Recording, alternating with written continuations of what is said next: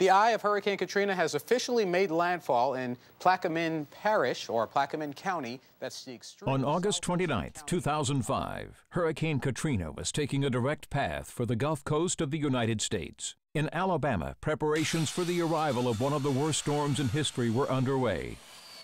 When it was all over, Alabama suffered damage in the millions of dollars to homes, businesses, and infrastructure, but not a single life was lost. This fact can be attributed directly to the planning, preparation, and bravery of agencies like Alabama's Marine Resource Division and officers like Major John Thomas Jenkins, Chris Glover, and Lieutenant Scott Bannon. During Katrina, there was a call that went out for emergency rescues at the height of the storm.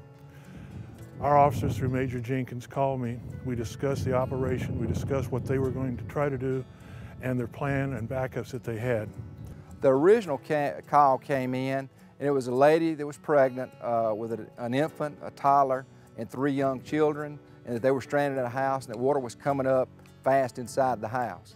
We made the decision to go forward with the plan based on the training that the individuals had received, the leadership that was involved, and the backup plans that were there. They were not made lightly, but they were made because if we did not do something, we felt like that there was going to be considerable loss of life.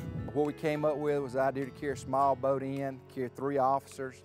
At this point, the water was up to the level of the windows.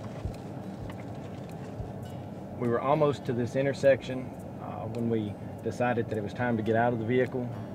We immediately got into the boat, had to cut the strap loose, and unhooked the boat from the trailer, and we were immediately adrift. The weather was blowing probably 50 to 60 at that point, and it continued just to get worse. We would lower our head into the wind and turn the steering wheel into the wind just to maintain a straight path. We sighted the house, and Major Jenkins knew that it was the last house, and he had talked to her on the phone. He knew her name, and we brought the boat into the yard, and we actually rested against her front porch and her front window. We pulled the boat up here, and actually the way the wind was blowing, we had to come in from this way to hold it on. At that point, there was a post right here. We had to knock that post out so we could get the boat up here closer enough so we wasn't sure what this was right here.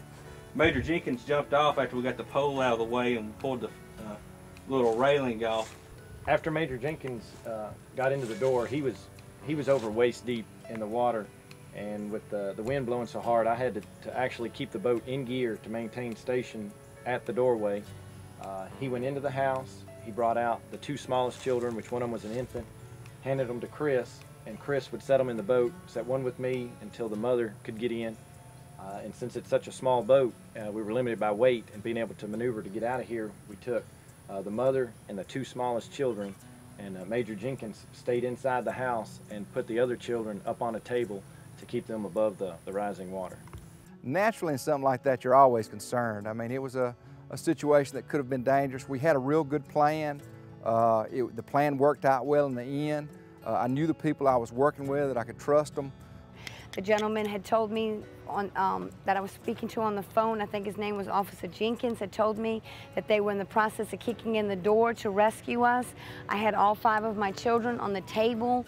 As I was standing in front of the table, the water was already at chest level to me. One of the biggest shocks probably to the kids was right as she got on the boat and was pulling off and they saw her leave.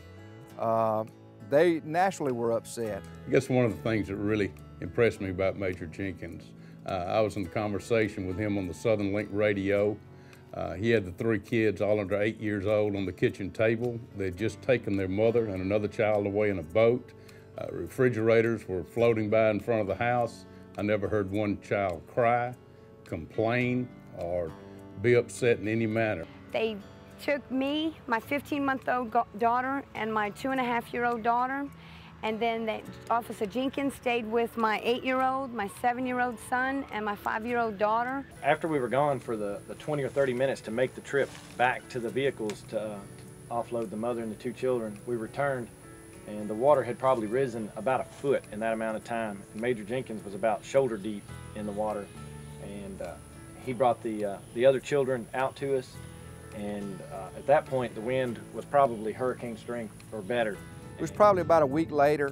The little boy came up and hugged my neck. That was probably one of the neatest things. After the rescue of the Terry family, Major Jenkins' work was not done. In all, he assisted in the rescue of over 30 people in the Biola Battery area. These rescues and the work done after the storm are shining examples of the dedication and professionalism of officers like Major John Thomas Jenkins.